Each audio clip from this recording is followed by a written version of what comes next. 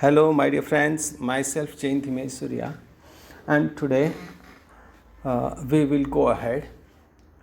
પેલું જ્યાંથી આપણે આગળ સ્ટોપ કર્યું હતું કે ભાઈ મોહનનું જે લાઈફ છે કે જે સાધન વેસ્ટર્ન જે મ્યુઝિકલ ઇન્સ્ટ્રુમેન્ટ છે એના પર એણે પ્રયોગ કરવા હતા કે ભાઈ હવે ચાલો મને આના પર મોડિફાઈ કરવા દઉં કંઈ વેસ્ટર્ન ઇન્સ્ટ્રુમેન્ટ. તો એણે શું કર્યું? He tried to make it suitable for playing pure Indian classical music. તો એણે શું પ્રયત્ન કર્યા તે જુઓ કે he tried to make it suitable કે એ ભારતીય જે શાસ્ત્રીય સંગીત છે ને, જે ક્લાસિકલ મ્યુઝિક કહેવાય, એના માટે એ વગાડી શકાય, એનો ઉપયોગ કરી શકાય એવા એણે પ્રયોગો કરવાનું શરૂ કર્યું. હી spend 2 more years with guitar only. હવે વિચાર કરી લો કે બીજા 2 વર્ષ સુધી એણે ખાલી એના માટે પ્રયોગો કરવાનું શરૂ કર્યું. 2 વર્ષ સુધી. One evening there was a gathering of close family friends. હવે એવામાં એવું થયું કે એકવાર છે ને કંઈક ક્લોઝ એટલે ખાસ ફેમિલી ફંક્શન હશે કંઈ એમ, તો એમાં એ બધા ફેમિલી સભ્યો બધા ભેગા થયા હતા. તો in this small gathering Mohan's brother, sister, nephews who were also performing artist. એટલે એ લોકો આખું સંગીતકારોનું જ ફેમિલી હોય તો એમાં બધા જ સંગીતકારો હતા પાછા, બધા કંઈ ને કંઈ સાધન મ્યુઝિકલ ઇન્સ્ટ્રુમેન્ટના આર્ટિસ્ટના કલાકાર હતા અને બધું. તો શું થયું કે તેમાં એણે વગાડવાનું નક્કી કર્યું. Performing artist played music on there classical instrument. તો એણે નક્કી કર્યું કે આ બધા ભેગા થયેલા છે ને, આ બધા છે જ, એટલે એનું ચેક પણ થાય કે કેવું વગાડે છે, કેવું શૂટ થાય છે અને એવું બધું. તો એણે એ સાધન એટલે કે ગિટાર પર પેલી એની જે પ્રેક્ટિસ 2 વર્ષ નથી તેનો કંઈ નિચોડ એનામાં મૂકવા માટે પ્રયત્ન કર્યો કે ચાલ મને વગાડવા દે આજે. There was a great appreciation. તો એમાં થયું છે એવું કે એનાથી એને બહુ જ સરસ અને કદર થઈ લોકોની કે ભાઈ આ તો બહુ સારો પ્રયત્ન છે, આપણું સાધન નથી ભારતનું, પણ એને જે પ્રયત્ન કર્યો એનાથી એને એમ બહુ વાહવા મળી એમ. Mohan too expressed his wish to perform અને there was great. Mohan too એટલે મોહનને પણ આમ ઈચ્છા તો હતી જ. શું હતી? અને એણે પણ અભિવ્યક્તિ કરી, એને પણ આમ સારું લાગ્યું કે ચાલો હી એક્સપ્રેસ હિઝ વિશ. એને ઈચ્છા હતી કે ભાઈ આ પ્રોગ્રામમાં મારું આ વગાડવું. He played on guitar. અને ત્યાં જે આટલું સ્મોલ ગેધરિંગ હતું તો એમાં એણે આ ગિટાર વગાડી. આફ્ટર હિઝ પરફોર્મન્સ એ રિલેટિવ્સ સેડ. એણે એ પરફોર્મ કર્યું ત્યાર પછી એક સંબંધી ત્યાં શું કહ્યું? એને કહ્યું you need to work very hard with the new instrument. તારે આ નવા સાધન સાથે બહુ જ હાર્ડવર્ક કરવું પડશે એમ કે. One of the relative said if it were the sitar you would have been in a competition with your brother and sister. જો આ ગિટાર નહીં હોય અને સિતાર જોટે ને તો તું તારા ભાઈ કે બેન કે પેલા જે બીજા સભ્યો હતા ને એના ફેમિલી સભ્યો તેની કોમ્પિટિશનમાં આવી જતા એમ કીધું. એટલો સરસ કલાકાર બની જતે. You have already spend 2 years on it. અને તું એના માટે 2 વર્ષ ખર્ચ કર્યા છે એમ કીધું. 2 વર્ષ લગાવ્યા. But still this instrument needs more. પણ તો પણ તારે હજુ વધારે મહેનતની જરૂર છે. After his performance someone said. આ પરફોર્મન્સ થયું ત્યાર પછી કોઈક બીજું આવ્યું, તેણે શું કહ્યું? This sitar's sound is like a flowing stream. Your instrument doesn't have that depth. કે સિતારનો જે અવાજ હોય ને તો એ શું હોય છે? પેલાએ જે સૂચન કર્યું એને કે એનો sound is like A flowing stream. એક પ્રવાહ વહેતો હોય ને એવું હોય છે. એક પાણીનો પ્રવાહ વહેતો હોય ને છે તેવી રીતના સંગીત વહેતું હોય એવું હોય છે એની અસર. જ્યારે કે your instrument doesn't have that depth. તું જે સાધન વગાડે છે તેમાં એવું ઊંડાણ નથી એમ કે. અચ્છા. યટ અનર્થ સેડ. અને બીજા કોઈએ કે શું કહ્યું? પાછું બીજાએ સૂચન કર્યું your brother plays the violin. His સૂર એન્ડ તાલ આર સો બ્યુટિફુલ. કોઈ કેવું કહે કે ભાઈ તારો ભાઈ જે વગાડે છે તેના સૂર અને તાલ બહુ સરસ છે એમ કે કોઈ કે એની પ્રશંસા કરી positive side. What are you doing with his instrument. ભાઈ તું શું કરી રહ્યો છે આ ઇન્સ્ટ્રુમેન્ટ સાથે, ગિટાર વગેરે. Okay. Mohan was depressed and cried for the whole night.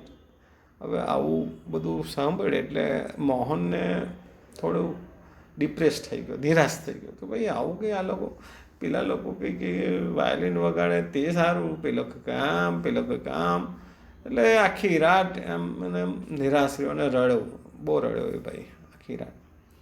There is no instrument for me but the guitar.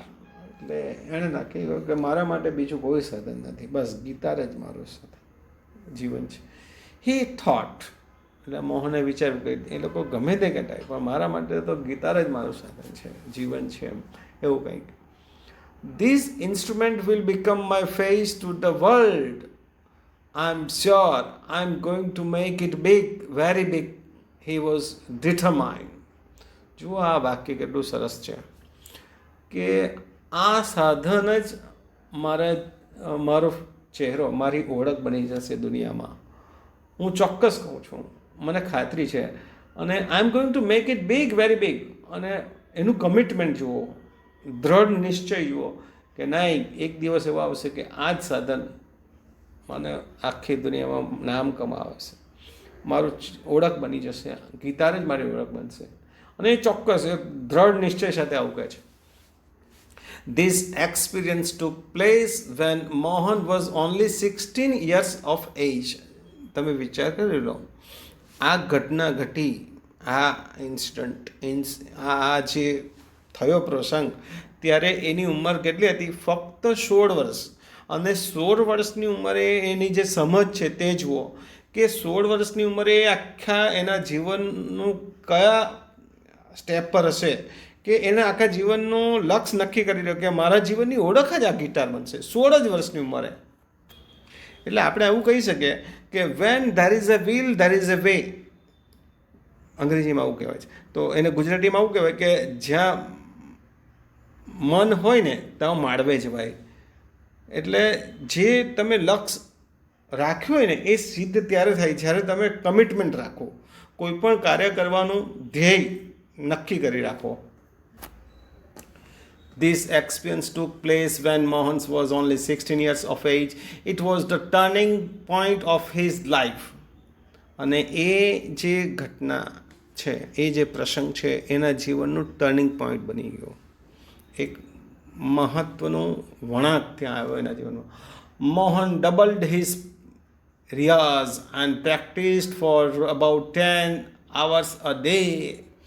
અને ત્યાર પછી એણે શું કર્યું કે એણે એનો જે રિયાઝ, સંગીતકારો જે પ્રયત્ન કરે એને રિયાઝ કહેવાય, એટલે કે પ્રયત્ન કહેવાય, એને વારંવાર. તો એણે ડબલ કરી દીધું એને પ્રેક્ટિસ કરવાનું. કેટલા કલાક? 10 કલાક. એક દિવસના 10 કલાક ખાલી પ્રેક્ટિસ જ કરવાની. He also studied other aspects of the guitar. અને ગિટારના અલગ અલગ પાસાઓનો એણે અભ્યાસ કર્યો. He decided to incorporate the specialty, technique and the sound of every instrument into the guitar. એટલે એણે એવા પ્રયોગ કર્યા કે બીજા સાધનનો આના સાથે મનમેળ થાય કે મેચ થાય કે ટેકનિક મેચ થાય કે સાઉન્ડ કે એવું બધું બધા પ્રયોગો એણે કરવા માંડ્યા. કારણ કે 10 કલાક આપે અને practice daily. He wanted to invent something which gave the sound and the tune of the Western guitar but could be played like an Indian veena. He wanted to invent something. એ કંઈક શોધવા માંગતો હતો. શું શોધવા માંગતો હતો? કે which gave the sound, જેનાથી એવો સૂર નીકળે, and tune, અને એવી એમ ટ્યુન આવે ઓફ ધ વેસ્ટર્ન ગિટાર, જે પશ્ચિમી ગિટાર છે. ગિટાર પશ્ચિમી સાધન છે એટલે પશ્ચિમનું, વિદેશનું. તો એમાંથી એવી ટ્યુન, સૂર, તાલ જે એમ નીકળે એમ. But could be played like an Indian veena. પણ એ એવી રીતે વગાડવા એટલે વાગવું જોઈએ કે જાણ કે વીણા વાગતી હોય, જે ભારતીય સાધન છે.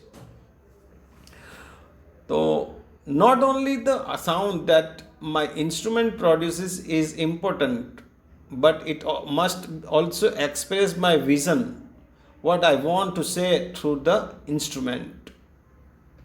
હવે અહીંયા જુઓ કે એણે શું કહ્યું કે મારા સાધનમાંથી જે અવાજ ઉત્પન્ન થાય ને તે ખાલી એનું એટલું મહત્વ, not only the sound that my instrument produce is important, ખાલી સૂર પ્રોડ્યુસ થાય એટલું જ મહત્વનું નથી, but it must also express my vision, પણ એનાથી મારું જે વિઝન છે, જે લક્ષ્ય છે, તે પણ અભિવ્યક્ત થવું જોઈએ કે મારે આ કાર્ય કરવાનું છે. તો what I want to say through the instrument, જે મારે આ સાધન દ્વારા કહેવા માગું છું.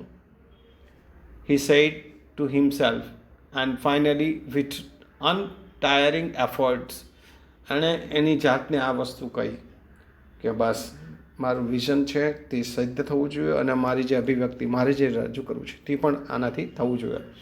પછી અને finally with the untiring efforts, અથાગ પ્રયત્નથી પછી એ ચાલુ રાખ્યું. And understanding of ragas he created the wonderful Mohan veena. અને અથાગ પ્રયત્નો કરતાં અનેક પ્રયત્નો કર્યા પછી એણે શું કર્યું કે અંતે એણે એ પ્રાપ્ત કર્યો. અને પાછું અન્ડરસ્ટેન્ડિંગ પણ કરવું પડે એને, અન્ડરસ્ટેન્ડિંગ ઓફ રાગ. અલગ અલગ સંગીતના અંદર સૂર, તલ, તાલ, રાગ બધું આવે ભાઈ. હવે હી created the wonderful Mohan veena, અને એ જે સાધન એણે જે બનાવ્યું એને મોહન વીણા તરીકે નામના મળ્યું. Today the world knows Mohan as Pandit Vishwa Mohan Bhatt. અને આજે એ મોહન ઓળખાય છે કેવી રીતના? એઝ મોહન એઝ પંડિત વિશ્વ મોહન, પંડિત વિશ્વ મોહન તરીકે ઓળખાય છે. એનું નામ જુઓ, winner of A Grammy award, અને એને ગ્રેમી એવોર્ડનો વિજેતા પણ છે, એટલે કે એ વિજેતા થયા, એને ઇનામ મળ્યું Grammy award. I just followed my heart's passion and here I am. અને છેલ્લી લીટી છે, લાસ્ટ લાઇન શું છે કે I just followed my heart's passion. હવે જોજો કે જ્યારે તમે તમારા દિલની ઈચ્છાઓ, તમારે પેશન અને ફેશન બે શબ્દો છે, પણ પેશનને ફોલો કરો તો તમે ક્યાં પહોંચો તે મોહન કહે છે. I just followed my heart's passion and here I am. હવે હું અહીંયા છું, ક્યાં? આખી દુનિયામાં મારું સ્થાન ક્યાં છે? And said Mohan's at the award ceremony in 1993. 1993માં એને જ્યારે એવોર્ડ મળ્યો ત્યારે આણે આ વાક્ય કહ્યું. તો મિત્રો અહીંયા આપણે એ વસ્તુ સમજવાની જોઈએ કે one should follow his or Har passion and he or she can achieve his goal through that. તો આપણે પણ અથાગ પ્રયત્નો કરવા જોઈએ આપણા લક્ષ્ય માટે, અને જો એમાં આપણે થાક્યા વિના સતત લાગેલા રહીએ તો આપણે પણ આપણું લક્ષ્ય પ્રાપ્ત કરી શકીએ. So here my dear friends, I will stop. Thank you. Thanks again.